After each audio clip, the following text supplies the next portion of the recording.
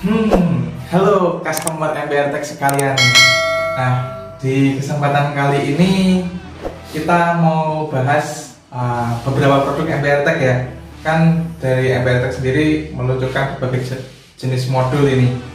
Yang utamanya quick shifter. Nah, di quick shifter ini sendiri kita kan ada banyak modul mulai dari 1 FI dan semuanya itu mungkin ada teman-teman yang bertanya, ini modul ini buat apa? Terus yang ini buat motor apa, terus ini fungsinya apa aja, dan apa itu fitur-fiturnya apa aja. Nah, untuk itu mari untuk sesi kali ini kita review bersama-sama dengan Mas Anggit untuk beberapa tipe modul yang ada di katalog kita di MBR kita tercinta. Nah, yang pertama nih Mas, di katalog ini ada B1FI. Bisa dijelaskan nggak? Apa sih maksudnya B1FI? Kemudian Oke, mungkin memang masih banyak ya, atau emang saking banyaknya tipe yang kita keluarkan di khususnya modul quick shifter ini. Jadi mungkin teman-teman agak bingung memilah antara kode digit di depan dengan digit yang di tengah dan di belakang. Nah, seperti ini. Kita lihat dulu gambar ini. Ini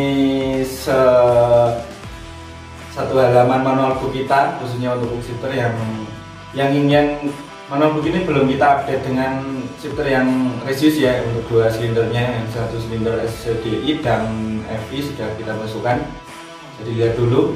Nah, di sini kalau untuk kode B itu berarti kan untuk modul daily atau modul harian.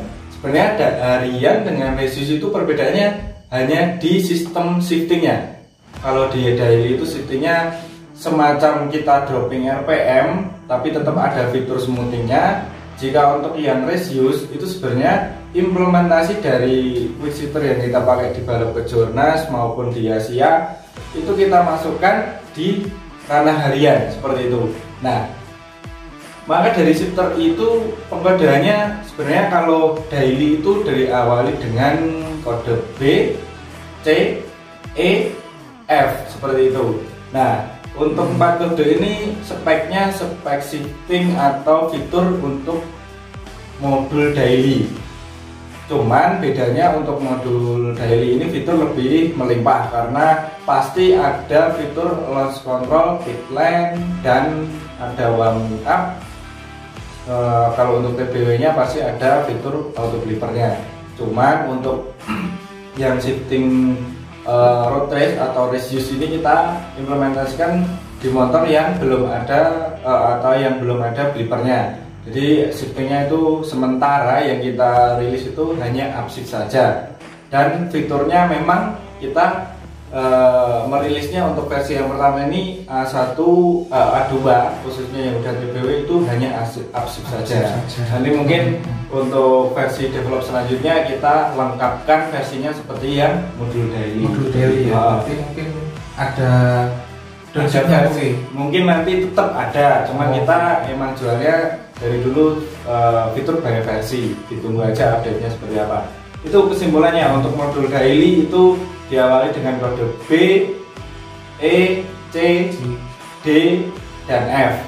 5 ternyata Mas. 5 ya. Ada 5. Itu bedanya kalau B itu pasti ada quick shifternya. Kalau E itu untuk fitur tanpa quick shifter. Kalau fiturnya itu launch control dan pit lane dan limiter. Nah, untuk yang F itu ada auto warm up-nya. Ada auto warm up itu khusus untuk motor TBW ya, seperti CBR 250 RR, ZX 25R seperti itu. Kalau untuk Moge juga bisa, nanti ada kodenya di belakang. Nah, untuk yang kode D itu adalah khusus mungkin ya. Oh ya. Yang D itu ada upshift, downshift, dan auto warm up. Launch controlnya nggak ada. Kalau mau ada yang launch controlnya pakainya tipe C.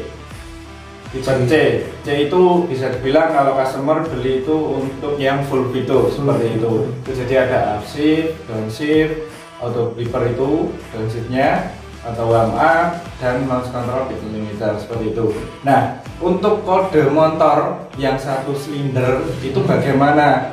Kalau awalnya katakan kita kode B, terus ada kode angka 1 di belakangnya B, itu adalah untuk motor yang 1 silinder. All 1 silinder. Jadi emang ada perbedaan di setupnya modul, tapi juga selain ada perbedaan setup di modul, ada juga perbedaan setup di wiring harnessnya. Jadi nggak bisa katakan pakai B1 CDI, misal CDI itu kodenya CDI dipakaikan di motor B1 FI, itu soketnya pasti berbeda. Nanti pasti tidak akan PNP dan setupnya lebih susah. Nah, untuk 2 silindernya bagaimana? Ya katakan B1 itu tadi untuk 1 silinder. Kalau B2 itu untuk 2 silinder. 2 silindernya ya. Nah, untuk yang 4 silinder mungkin itu pakainya B4 FI. Nah, FI ini ada 2. FI itu khusus motor injeksi, semua injeksi dan semua itu kompatibel. Dan kalau kodenya di belakang ini CDI, berarti untuk semua motor yang memakai sistem pengapian CDI seperti itu. Nah, itu sebenarnya pengkodeannya hanya ada kode B yang 5 tadi itu masuknya di modul daily. Kalau angka yang di belakangnya itu jumlah silindernya, karena soket kita terutama di Kawasaki itu Mas, itu kan soketnya on plug. Pasti kita sudah membuat soket itu bagaimana sesimpel mungkin dan PN plug seperti itu. PN plug pasti kalau ada customer, sempat ada itu customer belinya yang nggak ada kode K Kawasaki. Dia komplain soketnya harus potong kabel. Nah, itu cara pembelian sebenarnya.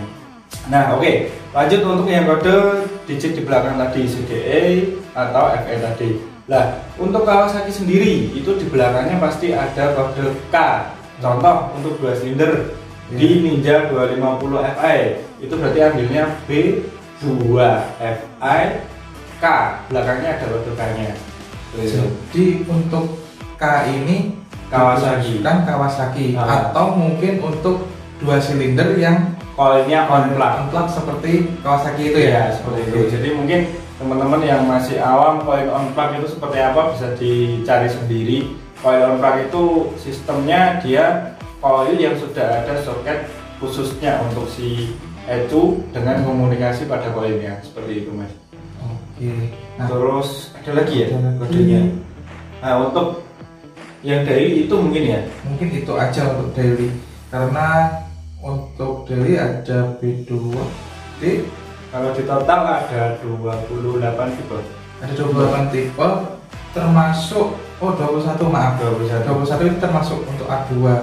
Untuk daily aja ada 14 tipe. Oh gitu. 14 tipe. Oke, mungkin itu ada 14 tipe sesuai dengan tipikal motornya ya, tipe motornya FI. Ininya kalau mau beli langsung lebih enak itu ke layanan marketplace kita. Jadi kita bisa langsung mengelingkan produknya mana yang spesifikasinya sesuai dengan motor yang dibutuhkan. Kalau konsultasi pembelian di layanan kontrak person teknis, kita emang khusus di situ pelayanan teknis saja. Jadi untuk konsultasi tipenya apa ya motor saya gini-gini, langsung ke marketplace yang BRTEK aja. Jadi kita lebih enak link produknya mungkin ya. Seperti itu ya. Nah, terus lanjut mungkin yang daily udah itu, sekarang yang modul resius atau yang kompetisi yang event itu. Kalau event itu kodenya A, diawali dengan huruf A. Nah, huruf A di belakangnya ada angka. Kalau 1 itu menandakan untuk 1 silinder. Kalau 2 itu menandakan untuk motor semua 2 silindernya. Ya. Itu 2 silinder semua FI. Dan kalau untuk CDI karena mungkin yang custom itu ambilnya tetap A1 CDI. Jadi A kode yang untuk advance atau resius itu di belakangnya angka itu jumlah silindernya untuk FI. Kalau untuk CDI tetap 1 silinder karena kita bayar komunikasinya di pulser dengan CDI-nya. Nah, untuk kode di belakang, huruf di belakang ini kan ada FI atau CDI. Jadi untuk FI itu ambilnya katakan contoh A1 FIR. Nah, itu untuk motor yang berjenis satu silinder injeksi. Ya, kalau CDI berarti di belakangnya A1 CDI-R. Itu untuk semua motor CDI. Jadi untuk 2 silinder seperti 2 R25 yang sudah kita review itu ambilnya A2 FIR. A2 FIR seperti itu. Nah, untuk 4 silinder tinggal nanti pilih yang tipe A4 seperti itu, teman-teman. Oke. Nah, dari beberapa produk itu kita kan juga bukan cuma dari modulnya aja yang berbeda. Kita ada 2 tipe sensor. Yeah. Nah, 2 tipe sensor ini apa sih bedanya? Kan ini ada tipe root dan tipe sensor X atau cross. Nah, untuk tipe root sendiri gimana penggunaannya dan sistem utamanya gimana untuk pemasangannya, dan untuk tipe X itu gimana pemasangannya? Nah, mungkin tipe root sudah tahu ya karena itu rilis duluan. Tipe root itu dipasang untuk motor yang menggunakan sistem persneling atau tuas persnelingnya itu menggunakan connecting root atau ada sticknya. Oh, pakai stick. Nah, itu ya, pakainya nanti sensor tipe root karena stick ini dilepas diganti dengan sensor dari MBR. Seperti itu. Nah, itu semua motor maupun CDI kalau udah dimodifikasi dengan sistem underbone atau bilangnya teman-teman itu biasanya UB aftermarket atau underbone itu pakainya sensor root. Tapi kalau katakan motor saya gitu mau dipasang shifter tapi masih standar seperti WR atau CRF 150L gitu. Oh, ya. Nah, itu kan luasnya nggak ada connecting rootnya, Mas. Oh, hanya langsung besi lengan iron itu kan. Itu pakainya shifter ambil yang X, tipe X. Jadi tipe X itu nanti pemasangannya seperti di gambar ini. Nah, itu sistemnya dia menggantikan tuas asnya digantikan dengan sensor dari MBR, sensor shifter itu tadi. Oke, untuk itu kan tuasnya itu bisa dari MBR sendiri atau itu harus kita beli sendiri? Itu dijual terpisah karena ada memang beberapa customer itu tuasnya custom, jadi kita nggak bisa menyamakan ya customnya itu. Makanya kita ada 2 pilihan sebenarnya. Pasti customer itu konsultasi dengan kita tuasnya pakai apa. Kalau pakai sistem yang dibalik aja atau customnya kita bisa menyesuaikan, itu disarankan 1 set karena nanti untuk derajat pemiringannya sudah kita set up. Tapi kalau katakan tuasnya itu mereka custom, teman-teman custom bisa ambil sensor tuasnya aja nanti dipasang sendiri. Seperti itu ya. Sebenarnya kan karena emang hanya simple ya, hanya tuas, ada knobnya untuk sensing pembacaan sensornya itu aja. Pemasangannya simple dan mudah, nggak perlu harus ini harus itu, enggak. Nanti ada kita tutorial pemasangannya. Oke, nah ini yang sering ditanyakan customer juga, mungkin masalah untuk ball joint atau dart adapter. Nah, ini fungsinya dari ball joint dan adapter ini bagaimana? Nah, oke, betul itu. Ya, sempat kita adu argumen dengan customer itu, kita beli kok nggak dapat ball joint gitu. Sebenarnya kita udah mengeluarkan standar pemilihan sensor, teman-teman. Nah, untuk sensor di situ kan ada pilihan sensor standar. Kalau standar, contoh katakan kita ambil di motor R25. R25 itu kan bawaannya udah ada PHS 6-nya atau ball joint-nya. Cuman kalau memang sudah ada ball joint-nya, kita menyediakan itu adapter ulir sepanjang 3 cm itu untuk memasukkan ball joint yang depan, dimasukkan adapternya karena dia ulir kiri, kemudian baru disambungkan rootnya. Rootnya itu udah ulir kanan, dengan ulir kanan baru kita sambungkan dengan sensornya seperti itu. Kalau customer itu kayak R15 atau Vixen R, itu biasa mungkin, Vixen biasa juga mungkin, atau teman-teman yang ada connecting rootnya tapi itu nggak pakai ball joint seperti yang dibengkokkan saja terus ada pengancingnya. Itu nanti di marketplace kita ada pilihan UB-nya standar atau UB-nya aftermarket dengan tambahan ball joint. Tambahan ball joint karena itu sebenarnya opsi yang di luar paket kita seperti itu. Oh, berarti itu memang by request ya? By request sebenarnya. Makanya kita menyarankan kalau customer beli itu seenggaknya konsultasi dulu supaya kita bisa merekomendasikan unit yang besar sesuai dengan ya custom di motornya yang mau dipasang itu gitu. Oke, kan tadi udah disebutkan ya tadi ada modul daily sama modul Resius. Nah, perbedaan paling signifikan dari kedua modul ini tuh apa sih, Mas? Kelebihannya yang daily itu satu, fiturnya yang lebih melimpah. Karena ada untuk saat ini yang kita jual sesuai versinya itu untuk daily ya pasti ada pilihan yang untuk fitur launch control, pilihan limiter atau warm-up atau flipper lagi.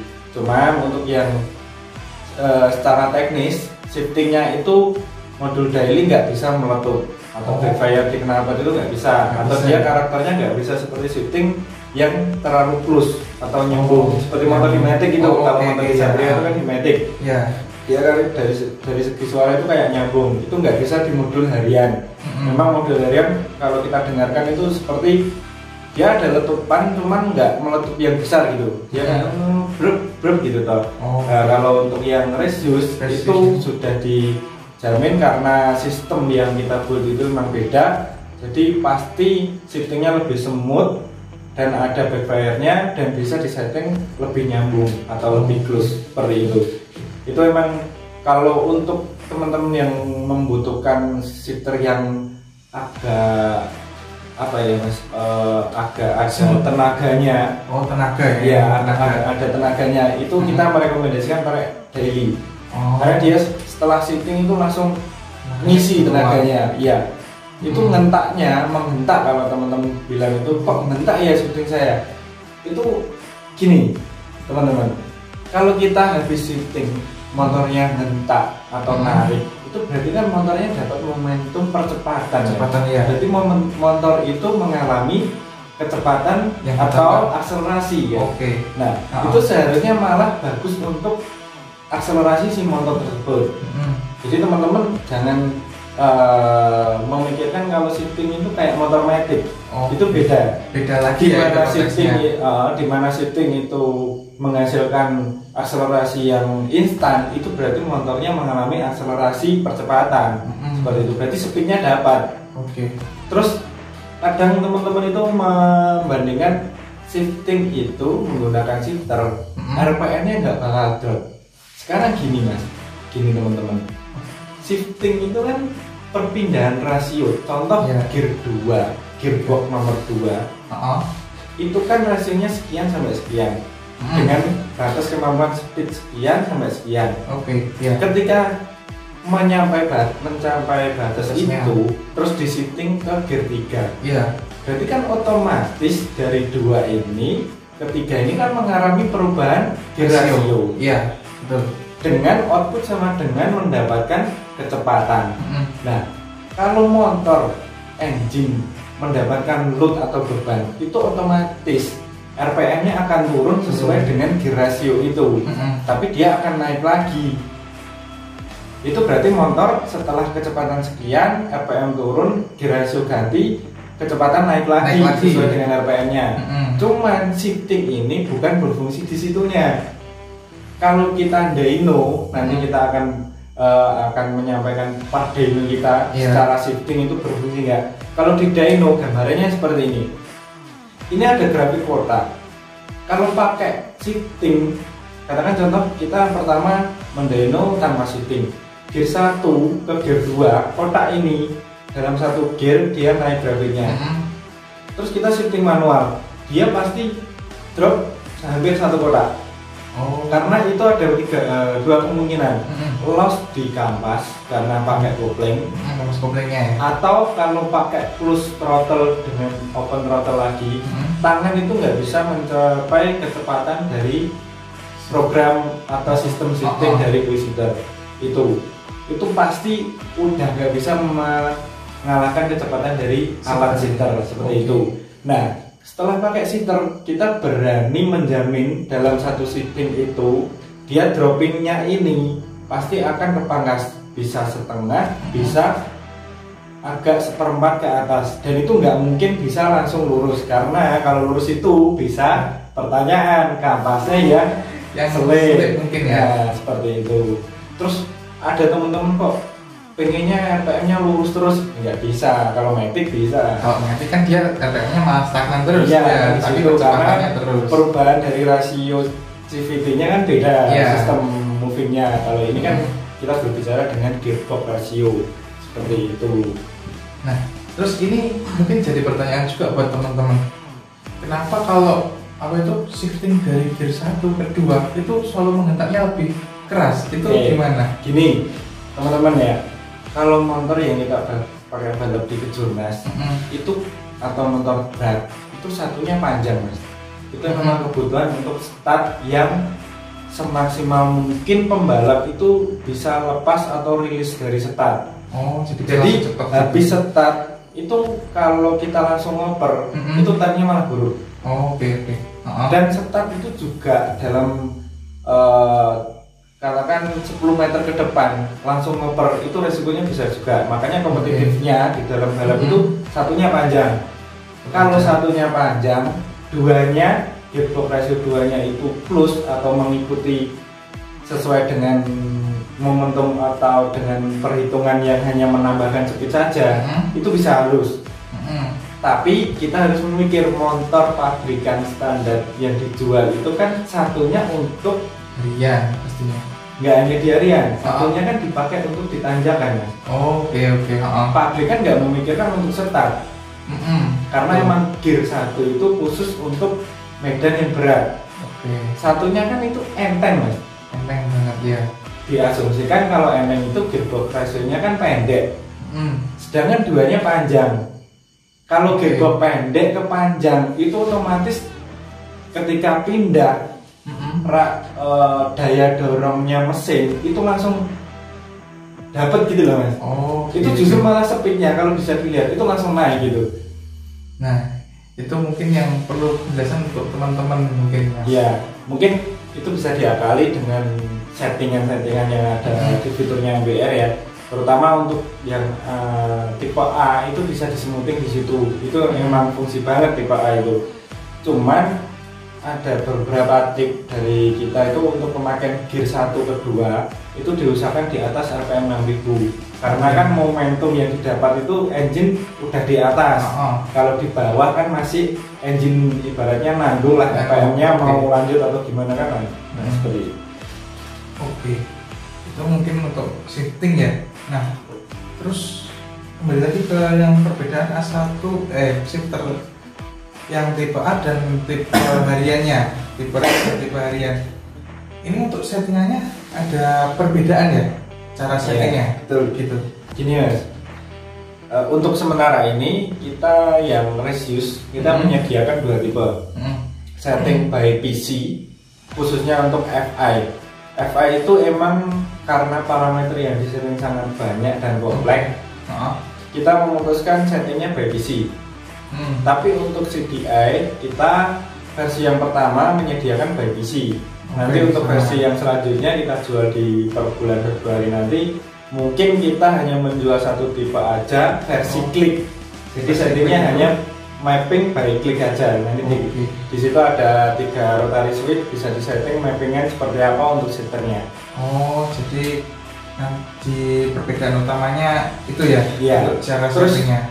Mungkin ada yang tanya-tanya, A1 kok ribet ya settingnya? Kenapa harus pakai derajat? Iya, itu. Nah, gini. Kita itu bukan maksudnya gini, Mas. Teman-teman, kita bikin shifter itu beda dari pasaran. Banyak orang buat yang DIY itu membuat shifter hanya memutus api atau memutus 12 volt atau gitu. Yang daily pun kita membuat shifter itu emang ambil datanya dari 12 volt. Cuman kita ada komunikasi di beberapa wiringnya, contoh di pulsar. Kita kan juga mengatur data dari situ. Makanya bisa dilihat shifting yang mungkin DIY atau katakan shifteran ala YouTube atau ala YouTube itu bisa dengarkan. Kalau saat nge-shift dia hanya gitu aja. dibandingkan dengan shifter daily-nya MBR itu pasti ada siapa itu kita bisa menjamin dan menyatakan bahwa shifter kita itu nggak hanya memutus 12 volt aja. Itu di garis bawahi shifter yang untuk daily-nya ya. Nah seperti itu, makanya di shifter daily itu ada 4 menu. Mode standar, mode 1, mode 2, sama mode 3. Itu fungsinya semakin banyak modenya, dia smoothingnya semakin tinggi. Seperti contoh di mode 3 itu biasanya dipakai untuk di track yang basah. Itu hentakannya lebih sedikit lagi, itu bisa dibuktikan teman-teman nanti untuk yang sudah membeli shifter bisa disetting, dicoba-coba lah. Terus untuk yang resius ini, di resius kenapa sih pakai derajat? Nah, kita nggak ngobrol secara teknisnya karena itu emang detail banget mungkin ya. Kita cuma menggambarkan, memberikan gambaran. Gini saja. Pengapian dari motor dan derajat mappingan dari ECU itu kan mempunyai suatu base map, Mas. Base map atau base table untuk mappingan dari semua motor injeksi. Bahkan CDI pun ada. Nah, kita itu sistem yang A1 memberikan komunikasi dengan ECU. Data itu kita terima untuk melakukan shifting. Jadi derajat yang dipakai untuk menyeting itu bakalnya dari base map yang ada di motor. Di motor itu sendiri ya. Makanya kita untuk mappingan motor A, B, C itu untuk saat ini emang masih collecting data karena contoh R25 kemarin, R25 itu dia udah remapan. Karena remapnya bukan dari kita nggak tahu base mapnya seperti apa. Nah akhirnya kita sampling data dulu, sudah ketemu datanya seperti apa. Mungkin nanti untuk teman-teman yang mau beli untuk motornya apa, mohon dicantumkan juga untuk motor apa, mappingan atau belum, remap atau belum, atau standar remap atau bagaimana, atau mappingan dari pabrik. Itu nanti kita akan merekomendasikan derajat settingannya.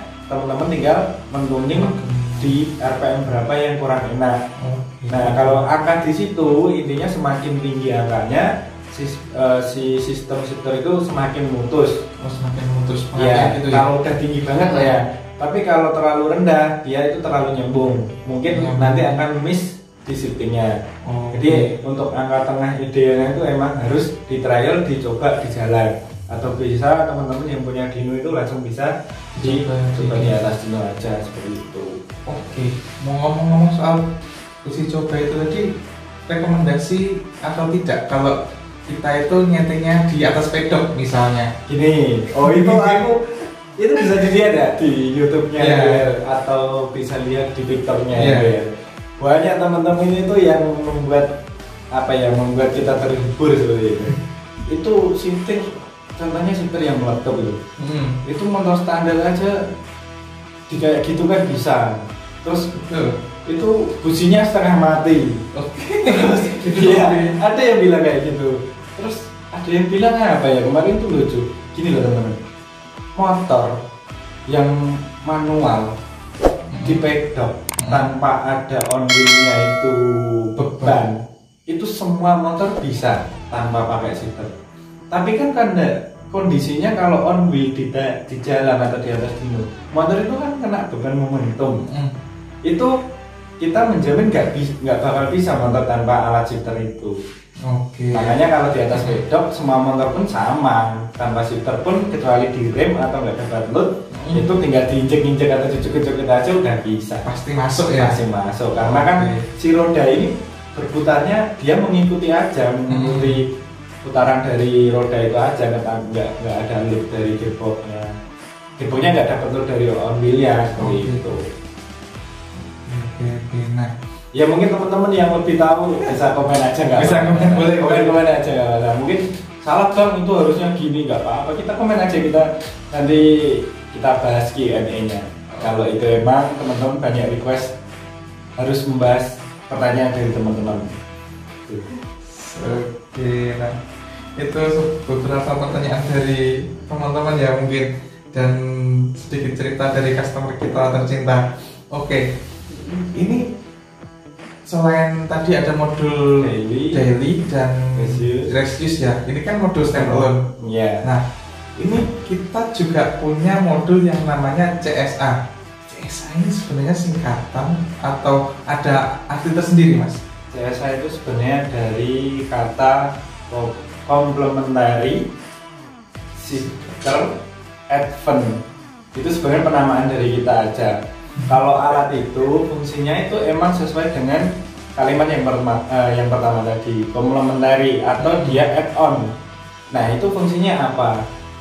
Jadi gini, beberapa produsen ECU itu sudah mengeluarkan output untuk pengaktifan shifter. Cuman mereka juga menjual add-onnya sendiri dari produk mereka. Contoh kita bicara katakan produknya A, itu kan sering dipakai balap di ranah kejurnas juga. Tapi add-on modulnya itu satu, kendalanya mahal. Yang kedua, warantinya di mana? Yang ketiga, kalau kita ada apa-apa teknisnya ke siapa juga kan jauh kan, produknya dari T juga. Nah, makanya kita membuat add-on dari produk MBR sendiri.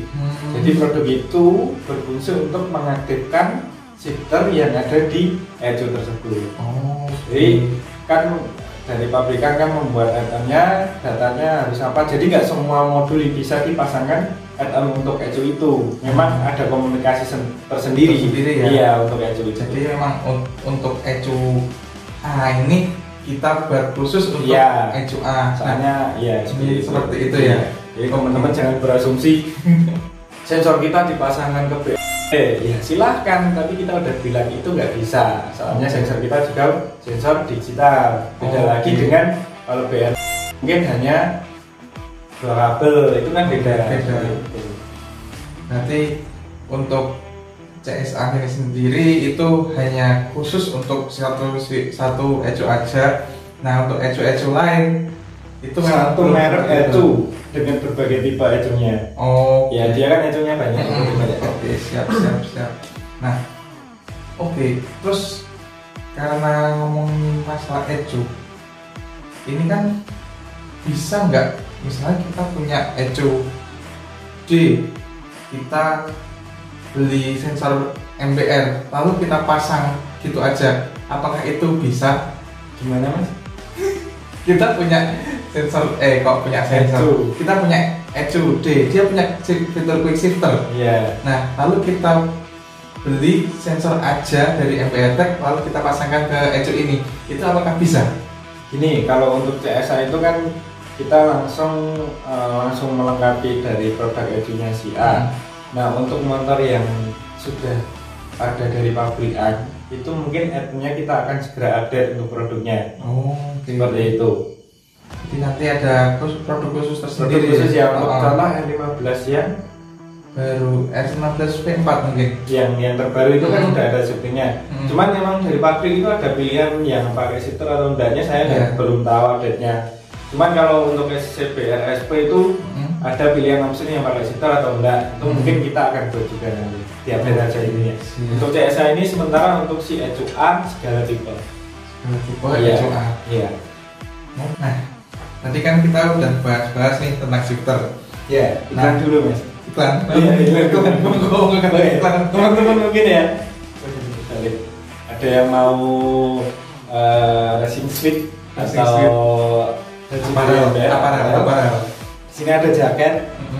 Jaketnya seperti ini bahannya mungkin apa ya ini? Saya nggak tahu juga. Tapi jangan khawatir, ini produknya dari 30X, itu punya ownernya dari Wawan Willow. Kualitasnya dijamin oke, masuk dan bahannya itu lembut, nggak apa ya Mas? Nggak panas. Nggak panasnya iya, tapi nggak apa ya, bahasa Indonesianya brodol itu. Lembut. Intinya dia nggak bludruk ya. Intinya dia nggak rusak bahannya, nggak pudar dan warnanya nggak pudar. Ini bahannya enak. Untuk harganya nanti bisa langsung ke marketplace-nya BR atau CP dulu ke teknis, nanti diarahkan ke marketplace linknya. Terus ada lagi baju jersey atau polo itu juga ada, atau kaosnya mungkin seperti ini. Ini Kalau polo ini sementara untuk official. Oke. Memang untuk Khusus official teman-teman. Kalau bajunya simpel nih, di sini ada MBR, di belakangnya ada logo MBR di View Performance seperti itu. Untuk pembeliannya teman-teman langsung ke marketplace MBR Tech atau nanti bisa CP dulu di layanan teknisnya MBR. Iklannya cukup kayaknya Mas. Oke, langsung kita lanjut ya. Jadi teknisnya tadi ngerangkep jadi marketing. Tadi kan kita udah bahas itu ya, untuk shifter baik yang daily sama resus dan bahkan yang shifter komplementari tadi. Nah, dari MBR ini ternyata ada produk baterai juga. Ya, kita sebenarnya udah 1 tahun genap 1 musim balap uji coba baterai. Tapi dengan 1 paket kita sistemnya karena baterai kita 16,5 volt, dipaketkan dengan kita bukan memakai power up ya, karena itu menyalahi aturan dari teori tegangan terhadap arus. Itu versi kita. Udah itu termasuk terlalu masuk ke teknis. Intinya gitu. Terus kita pakainya stabilizer regulator. Jadi intinya secara garis besar itu 16,5 volt, kita stabilizer regulator sesuai dengan kebutuhan ECU, katakan di 14.1, dan chargernya juga khusus dari MBR karena kita nggak pakai tipe baterai tipe Leon atau Lipo karena kita memakai tipe kita sendiri seperti itu. Oke, berarti kalau mungkin teman-teman punya charger sendiri umpamanya gimana Mas? Karena gini, kita kalau berbicara baterai itu mempunyai rate atau rating tegangan sendiri-sendiri Mas. Jadi jangan asal menancapkan charger untuk baterai tipe tersebut. Makanya kalau kita merekomendasikan beli baterainya MBR itu 1 paket. Takutnya dichargerkan dengan pakai charger yang lain terus meletup, kita record, mereka katakan minta warranty, terus kita bilang ini chargernya salah, ini rusak karena customer, jadi warranty kita nggak dapat. Belum dipakai aja Mas udah rusak. Ya seperti itu, kita menghindari. Ayolah kita saling mendukung dan ya, saling mengerti untuk pembelian produk. Ya kita ya sebagai kita kita sebagai produsen juga sejujur mungkin, sebagai customer kalau kita arahkan harusnya ya bekerja sama mungkin ya, seperti itu. Tapi kalau misalnya kita udah punya charge-nya, mau beli baterainya sama regulatornya aja itu apa bisa Mas? Kita 1 paket itu karena membicarakan sistemnya. Kalau untuk pembelian bebas, mau nyicil beli baterainya dulu, atau nyicil beli chargernya dulu ya monggo, atau nyicil beli regulatornya dulu ya silakan, nggak apa-apa. Kita jual terpisah dan jual paket juga. Ya. Dan teman-teman itu sudah bisa dipertanggungjawabkan ya. Untuk 1 musim balap Kejurnas kita udah pakai di beberapa tim, itu sampai sekarang pun nggak ada kendala baterai mati karena kita mengklaim baterai itu garansi kita penuh 2 tahun. 2 tahun ya? 2 tahun. Baterai yang buat di balap. 2 tahun. Terus untuk ketahanannya gimana Mas? Kalau katakan di charge full. Kalau yang tipe 12Ah kita bisa dipakai di Sentul itu 95 lap. 95 lap? Katakan kalau 95 lap itu 1,2 kilo, bisa tembus up 100 kilo. Seperti itu. Kalau di Tasik kemarin kalau nggak salah itu datanya 80-an karena emang di sana kondisinya nggak rata-rata mungkin untuk pemakaian di Tasik. Mungkin intinya kalau yang 12Ah itu bisa up 100 kilo kalau kita menghitungnya per kilo. Dengan beban ada tentunya kalau di motor balap lambda sensor itu lumayan, itu berapa ampere itu. Terus untuk ECU-nya sudah ada perangkat GPS, giro, modul panel dan semacamnya, itu semua nyala. Jadi semua modul nyala. Justru motor balap itu bebannya lebih besar daripada untuk motor harian. Kecuali lampunya motor harian ya. Kalau balap kan lampunya hanya pakai stopan aja. Iya. Kalau yang 6Ah itu otomatis sudah separuhnya. Menghitungnya seperti itu. Dan harganya pun bisa dilihat nanti di marketplace kita. Kalau yang 12Ah itu ada 3 model. Yang model T itu khusus motor yang dibutuhkan beban tambahan. Contoh pembalapnya kecil seperti kita di balap kemarin untuk lawan Wheel itu kan beratnya kurang, butuh momentum untuk load baterai di atas, di bawah jok itu bisa pakai yang T, itu nambahnya kurang lebih 5,5 kilo, 5,5 kilo. Itu kan nanti tinggal nambahin aja. Kalau butuh yang slim, itu ada yang 6Ah. 6Ah itu beratnya hanya 1 kilo lebih 300 gram. Jadi itu cocok untuk drag mungkin ya. Atau yang kotak 6Ah juga ada, kotak 12Ah juga ada.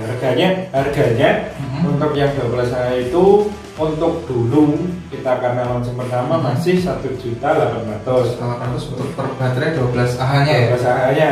Untuk yang separuh Ah-nya atau yang 6Ah itu jualnya kita 900.000. Nanti mungkin per Februari udah naik karena kita menjual baterai itu udah di bawah harga pasaran. Teman-teman itu udah jualnya di harga, contoh ada produk baterai yang dikatakan untuk balap juga itu udah di atas 1,2 atau di atas 1 juta dan kapasitasnya hanya 3Ah, nggak sampai 6Ah. Mungkin teman-teman yang untuk musim ini yang di ranah balap mungkin segera order ya, karena nanti kalau pertengahan musim biasanya kita stoknya udah agak ini udah tipis dan harganya udah mengikuti harga terbaru. Oke, nah yang regulator.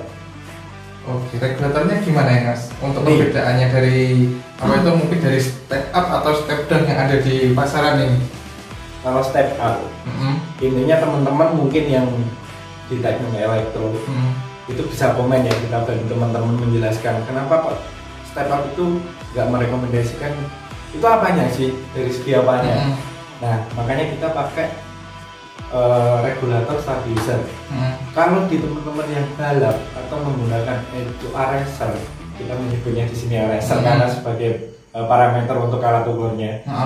Itu kan ada lodger yang berisikan SA, derajat suhu, oil temperatur, voltage input powernya. Nah, kalau sudah pakai regulatornya MBR, kita berani menjamin ketika motor itu digeber atau mendapatkan beban yang besar, itu turunnya kalau besar banget itu turunnya hanya 0,01. Kita berani menjamin karena kita pakainya udah namanya kan regulator stabilizer, bukan step down, beda. Itu dualnya beda. Terus itu yang kita membuat value lebihnya. Terus yang keduanya, di sini nggak ada dropping RPM. Yes, intinya itu tadi. Kalau teman-teman yang pakai araser bisa dilihat di lodgernya. Lodgernya ada ya. Justru kalau teman-teman mungkin mendapatkan bearing harness bodinya yang bagus, itu kita bisa menjamin tegangan dapat load apapun dia flat di 14.1. Di 14.1 aja. Iya. Ini outputnya berarti di 14.1 ya. Kalau kita injeksi karena mengacu pada data koin, data ECU, terus ideal tegangannya kita merekomendasikan kalau injeksi itu di 14,1. Kalau di CDI bisa 14,5. Seperti itu. Jadi mungkin ada banyak versi, semakin tinggi tegangannya motornya apinya semakin besar. Teman-teman kalau injeksi harus memikirkan banyak hal yang harus dikomparasikan. Misalnya injeksi itu ada dual time, ada time charge, ada fuel rasio dan kompensasi seperti itu. Oke. Nah, ini kan yang tadi dibahas kan 6Ah sama 12Ah yang di balap ya. Ya, nah, betul. Kalau di harinya ada enggak Mas ini? Karena gini teman-teman, kita meriset di suatu alat itu memang membutuhkan waktu yang panjang karena supaya dijual itu kita udah nggak ada PR, jangan develop by penjualan karena itu mungkin akan efek negatif ke customer. Untuk baterai harian kita per Februari nanti udah rilis menjual. Itu speknya ada 3,3Ah, 6Ah sama 12Ah. Tergantung motornya. Sebenarnya bukan tergantung motornya sih. Motor yang dipakai itu dengan tempat baterainya. Oh, jadi space-nya itu ya? Ya, katakan kalau motornya Matic atau baterai yang dari holdernya itu kecil, rekomendasikan kita pakai yang 6Ah. Jadi yang standarnya 3,2Ah pakai aki bisa di up ke 6Ah. Itu fisiknya sama persis dan beratnya di bawahnya aki yang 3,2A. Oh, yang aki MF itu ya? Iya. Maintenance Nah, fee. seperti itu. Kalau untuk moge yang sistemnya satu silindernya up 150 cc atau up 200 cc, katakan di ER6, kita merekomendasikan pakai 12 Ah. Karena satu silindernya dia mengangkat 300 ya, 300 cc. Tapi kalau pakainya ZX25R, ZBR 1000, R1, R6, Kawasaki GSX 600 atau pakainya CBR 600 itu pakai 6 harga juga. Karena per silindernya dia mengangkat cc yang kecil, walaupun jumlah silindernya banyak. Beda lagi dengan satu silinder atau dua silinder yang mengangkat cc yang besar. Tuh, mungkin efek sampingnya nanti akan drop di bagian starternya. Itu ya. Dan harganya ini sementara kita karena memang promo ya, itu di bawah merek T yang ada di Indonesia. Berarti tentunya kompetitif ya ini. Ya, kita nggak menghancurkan harga karena memang kita mempunyai rating harga. Kalau promo launching itu harga kita sekian. Kalau sudah selesai promosinya, ya kita harganya bersaing ya. Harganya bersaing dengan produk yang lain. Seperti itu. Nah, kan tadi yang daily udah, terus yang untuk road race tadi udah. Kalau di ranah truk mungkin ada perbedaan lagi mas. Kan motor truk itu kecil-kecil terus pengennya yang enteng-enteng gitu. Untuk custom pembelian by custom, kita membuka juga untuk teman-teman. Katakan gini, motor saya drag, rangka saya kok bentuknya pipih atau gimana, kita bisa order by custom. Order bentuknya mungkin ya? Iya, tapi rating kita mungkin untuk range pembuatannya kita ada berkisaran 5-7 hari kalau untuk yang custom. Itu bisa kita custom modelnya seperti apa. Cuman yang default desain kita memang 3 bentuk tadi, slim dan kotak kaki. Nah, tadi udah bahas baterainya. Lalu ini mas, beberapa kali di video MBR kan itu di ruang demo itu demonya itu punya orang atau punya sendiri mas ini? Nah gini, kita berawal memang demonya bekas. Akhirnya kita build sendiri di workshop Ngawi. Bisa dilihat teman-teman nanti di YouTube-nya MBR Ngawi atau Mubarok Motornya Ngawi. Itu mereview pemasangan quickshifter, tapi di situ ada dinonya karena kita setupnya di atas dino ya. Dinonya kita itu membuat sendiri. Oh, jadi produk MBR sendiri ya? Untuk drumnya, inersianya, beratnya, seperti apa speknya, mungkin nanti kita akan mereview di part yang lain karena di sini udah panjang ya. Iya.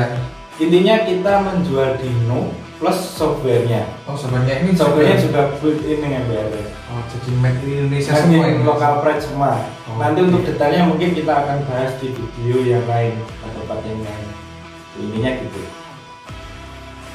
Nah, mas, tadi kan ada dyno juga yang baru kita lihat di YouTube. Nah, terus ini nggak ada fisiknya sih sebenarnya, tapi kita dengar untuk fire up. Nah, fire up ini bisa di-spill nggak? Ini produk apa sih sebenarnya? Gini mas, sebelum masuk ke fire up mas, kita diam-diam ini sebenarnya udah bisa remap loh mas. Oh, cuma kita emang belum diumumkan kapan kita buka, karena emang kita Jawa Develop itu lebih prioritas daripada untuk pembukaan jasa remap. Karena emang kita sibuk, remapnya kita lempar ke wilayah workshop kita yang ada di Ngawi. Nah, seperti itu sementara ya. Mungkin nanti insya Allah sih bulan Februari udah kita buka semuanya di Malang. Jadi teman-teman yang di wilayah Jawa Tengah bisa ke Ngawi, teman-teman yang di wilayah Jawa Timur bisa ke workshop MBR yang di Malang. Seperti itu. Nah, remap sementara memang kita nggak semua motor bisa. Untuk saat ini kita remapnya free dino sepuasnya sampai dapat power maksimal dari engine-nya. Untuk motor yang Yamaha itu R25, R15. Oh, R15 belum mungkin mas? Belum. Di R25 sama MT mungkin? Mungkin MT sama Vixen Out. Sementara itu. Untuk di Honda semua itu yang memakai sinden dan engine. Mungkin itu. Nanti kita update selanjutnya untuk Kawasaki dan teman-teman yang mungkin pakai Aerox, NMAX, King. Itu emang dari kebanyakan NMAX dan Aerox itu emang masih belum tercover ya. Seperti itu. Karena kita mapping juga, kita usahakan sesuai versi kita sendiri juga. Siap. Terus untuk PNL itu tadi ya? Nah itu apa mas? Sebenarnya gini, banyak teman-teman itu mengeluhkan bunga api atau pengapian dari injeksi itu kok kecil gitu. Kecil itu dibandingkan dengan yang mana ini? Dibandingkan dengan CDI. Oke. Nah kalau yang CDI sebenarnya si itu dengan si coil itu udah membuat standar api yang dibutuhkan atau ignition yang dibutuhkan. Kalau dikatakan untuk motor emisi standar itu bukan kurang, tapi kalau katakan temen itu burn up atau naik spek atau engine-nya dituning ulang, itu bisa dikatakan memang kurang. Karena otomatis kalau motor itu speknya naik atau derajat pengapiannya naik, fuelnya kan naik. Apinya pasti butuh untuk yang stabil dan lebih mumpuni juga. Nah, di sini kita membuat fire up itu dengan katakan gini, susunan dari motor injeksi itu kan langsung ke koilnya. Sedangkan kalau fire up ini sistemnya dari masuk ke fire up dulu. Untuk outputnya bisa menggunakan koil dari motor CDA. Koilnya CDA. Jadi koilnya yang dari injeksi tadi dilepas, diganti koilnya katakan di 125Z. Itu kenapa kok contoh pakai 125Z? Dia karena kumarannya lebih besar, lingkarannya lebih besar, primernya juga lebih besar, otomatis apinya lebih besar. Karena kalau apinya besar itu harus banyak efeknya. Contoh gini, kita pernah mendyno, mungkin akan kita bahas juga. Teman-teman yang udah dyno itu kan grafiknya naik, karena digasnya. Tapi kan kayak ada keriting gitu, yang naik turun di atas dyno itu. Kalau pakai fire up itu bisa hilang mas. Jadi kalau HP kita nggak menjamin bisa up 2 HP. Cuman ada kenaikan signifikan, itu 1 2 HP itu udah bagus. Tapi kalau bahasa Jawanya itu anjlong-anjlongnya atau gelombang yang keriting itu bisa hilang. Jadi gelombang keriting yang hilang ini efeknya sebenarnya apa mas? Kan HP nggak naik signifikan nih, tapi kok gelombangnya hilang ini apa sih yang ini bikin? Di dyno itu kan lebih detail, kita nggak bisa merasakan motor itu drop powernya di mana, di RPM berapa. Kalau pakai dyno itu kita tahu, di RPM 8000 kok ada gininya. Gininya dyno itu kalau teman-teman fight dengan motor lain, pas gininya itu bisa keselip loh. Contohnya seperti itu. Jadi kita bicara kasarnya seperti itu. Makanya itu kalau di balap regionas emang hal sedetail itu dipikirkan. Hanya kan kita atau tim-tim yang balap itu banyak lap gitu. Motor itu harus kompetitif, endurance, dan di semua RPM pun harus punya tenaga yang stabil ya. Jadi fire up ini intinya mengubah pengapiannya ya. Pengapian dari sistem injeksi atau teman-teman menyebutnya itu DCI, kita convert, kita rubah dengan sistem pengapiannya yang ada di CDI. Jadi untuk coil sebenarnya nggak harus pakai 125 Z. Untuk KX atau KLX itu sebenarnya bisa. Atau punyanya kasih itu lebih besar juga. Kasih. Jadi pokoknya yang berbasis CDI bisa dimasukkan di situ ya. Nah, tadi udah produk motor banyak nih mas. Kira-kira masuk ke ranah mobil nggak MBR kita ini? Mungkin teman-teman yang udah nyepil atau melihat-lihat di laptop kita, di IG kita atau di YouTube kita juga yang udah 2 tahun lalu atau 1 tahun yang lalu, 1 tahun yang lalu. Itu mungkin kita akan sedikit-sedikit mengupload update-nya sebelum produk kita jual. Itu ada tentunya kita akan karena berkecimpung di digital, kita akan buktikan di mobil, dan kita akan nggak hanya membuat fiturnya aja, Tapi powertrain atau powertrain yang sistem shiftingnya standar itu mobil itu kita convert ke pedal shift juga. Oh, jadi langsung disetir aja ya? Tapi nggak hanya itu, kita akan bisa membuat mapping cumi-cumi di engine diesel. Yang 2KD itu atau engine yang lain, bisa di Fortuner, Pajero, atau di Innova. Tapi kita juga di engine mesin yang engine bensin, maksudnya untuk fuel adjuster dan ignition manajemennya. Oke, berarti ini masih banyak juga ya produk-produk produk kita harus update ya, soalnya ya perkembangan zaman ya terus tambah ya ini. Nanti ditunggu aja, pokoknya pantau terus di TikToknya, IG-nya, YouTube-nya MBRTech. Pokoknya nanti dilihat satu persatu, mungkin nggak ada di IG, ada di TikTok, nggak ada di TikTok, di YouTube. Karena memang kita uploadnya nggak bisa merata untuk saat ini. Tapi tetap kita upload. Nah, oke, untuk kali ini kita udah bahas banyak banget ya dari produk MBRTech. Oke, tadi kan kita udah bahas banyak produk MBRTech, mungkin karena ya keterbatasan video kita untuk durasinya juga biar nggak terlalu lama ya. Mungkin kita cukupkan, mungkin dari Mas Anggit ada tambahan lagi. Oh iya, sama teman-teman yang area Ngawi, di area Jawa Tengah atau mendekati area Madiun, Karesidenan, kalau mau dyno atau tuning engine atau mapping bersama, kita belajar engine, belajar mapping, apa kita pengen remap, langsung ke workshop MBRTech, yaitu kalau di Ngawi namanya Mubarak Motor, Mubarak Shop. Nanti di Google aja searching itu ada, atau enggak lihat di TikToknya Mubarak Motor, IG-nya Mubarak Motor, YouTube-nya Mubarak Motor juga. Bisa langsung ke lokasi, hubungi kontak person yang ada di sana.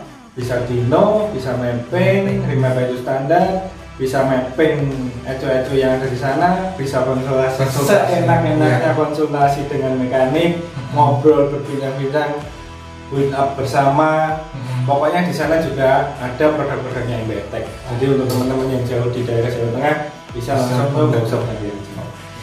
Oke, nah itu tadi ada tambahan dari Mas Anggit. Mungkin nanti kalau teman-teman langsung ada pertanyaan, langsung aja komen-komen di bawah. Atau kalau emang fast respon langsung kontak person di MBRTech atau di Mubarak Motor. Oke, jadi yang harganya 55 itu ya? Iya. Oke, nah karena waktu kita udah mepet sih, karena udah durasinya terlalu lama, kita tutup video kita pada kesempatan kali ini. MBRTech give you moments.